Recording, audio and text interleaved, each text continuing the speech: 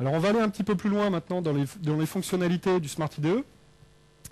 On va venir modifier quelques petites choses, notamment le thème. Alors moi je ne suis pas designer, je pense que tous les développeurs se sont un jour sentis un peu frustrés pour avoir le premier niveau de design et faire le fameux gel button, le grand rêve de tout développeur WPF ou Silverlight, et puis se dire « Ah, mince, c'est quoi le style du gel button? Comment je fais ça en XAML, etc. » Ben nous, grâce à la galerie des styles, on va pouvoir très simplement aller modifier un style. Là, donc là, c'est véritablement des styles Silverlight qui sont utilisés. La promesse, c'est de se dire, demain, les designers professionnels qui ne font pas ce type de design, qui reste très basique, pourraient vouloir aussi proposer leur design ou collaborer au design d'une application un peu plus professionnelle que ce que je suis très, très rapidement en train de faire là. Et donc, pourquoi pas, proposer leur design en ligne et pouvoir en être rémunéré en retour. Donc on va prendre ce design-là. On va venir modifier le nombre de billets sur l'item source. Alors, très rapidement, pour les besoins de la démo, on va faire ça.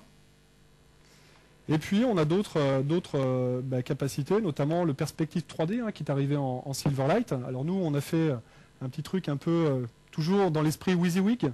Donc vous sélectionnez un contrôle et puis vous modifiez finalement sa projection. On reste en projection, donc en perspective 3D. Donc finalement, pourquoi pas changer un petit peu l'apparence de votre interface, histoire de lui donner un look qui vous est propre.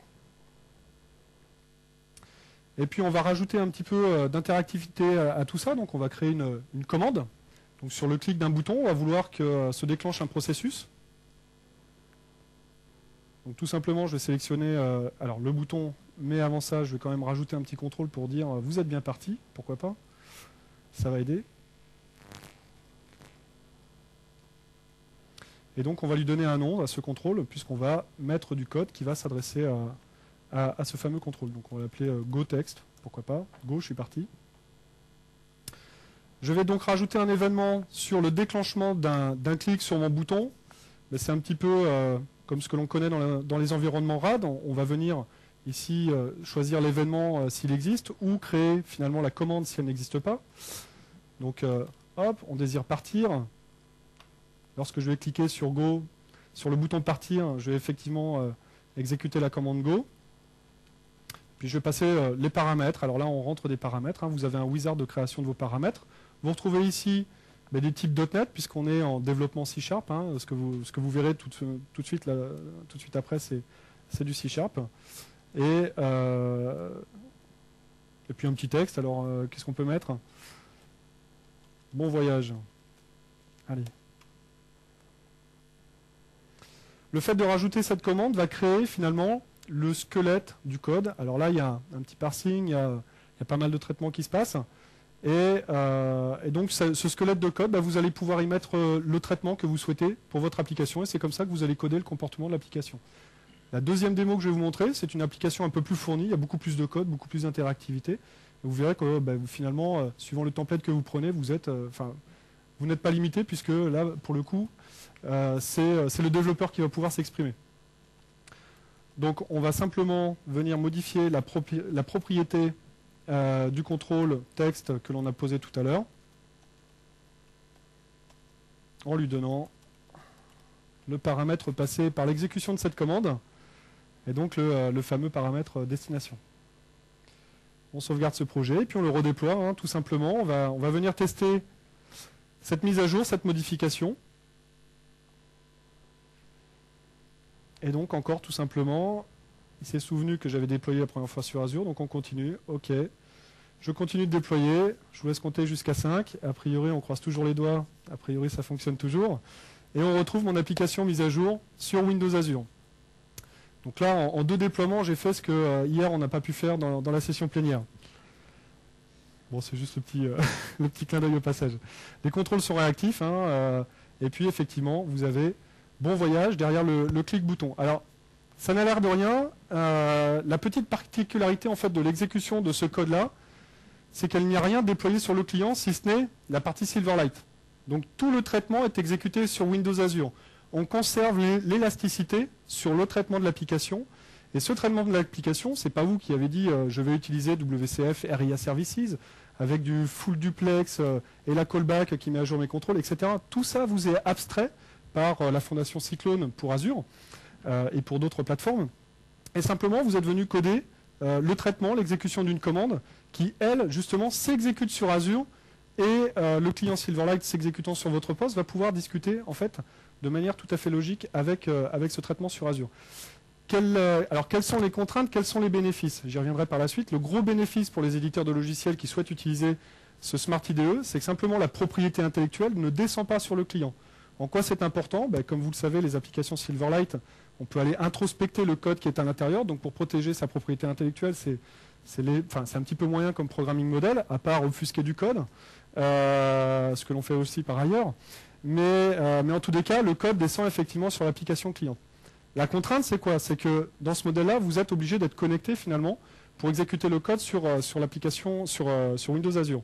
Donc c'est pour ça que vient dans la roadmap, vous verrez, courant de l'année, un langage développé par Empower, qui est basé sur JavaScript, donc on ne redéveloppe pas la syntaxe JavaScript, on va dire que c'est un JavaScript Empower, qui va vous permettre de fonctionner sur Azure en étant connecté ou déconnecté. C'est un simple paramétrage de l'application qui va vous permettre de dire, finalement, quand je suis déconnecté, l'interprétation du code JavaScript se fait côté client.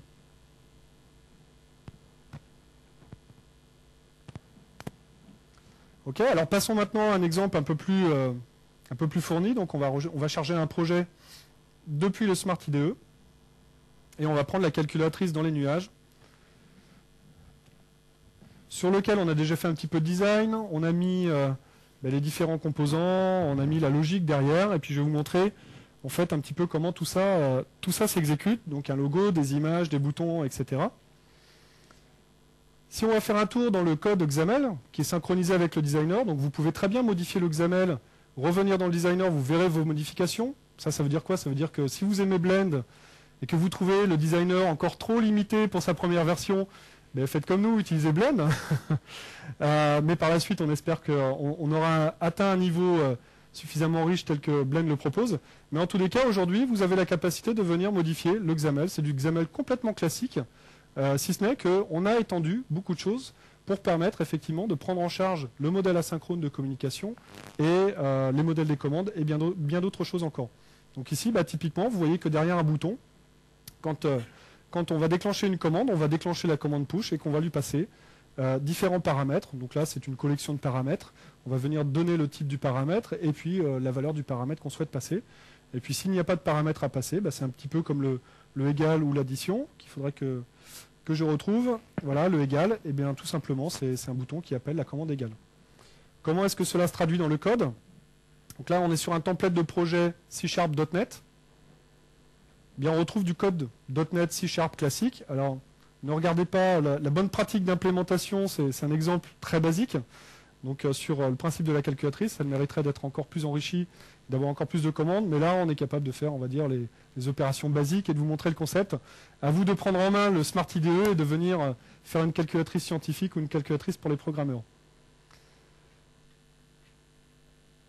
Alors j'ai volontairement mis un petit bug dans l'application pour vous montrer qu'on va très rapidement corriger le bug, qu'on va redéployer et que finalement, en l'espace de une vingtaine de minutes, c'est toujours mon petit challenge, j'aurais fait 4 déploiements sur Windows Azure, ce qui sera quand même pas mal pour une vingtaine de minutes.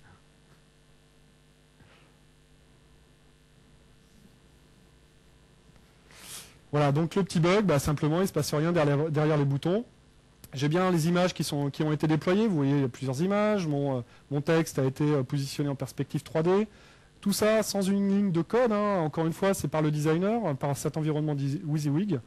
Et puis ici, tout simplement, je ne vais pas faire durer le suspense. Je vais simplement retirer le commentaire qui est en face de la ligne de code. Et puis, on va faire ce fameux 4e déploiement. Et j'aurai réussi mon pari en quelques minutes de faire ces fameux 4 déploiements pour Windows Azure.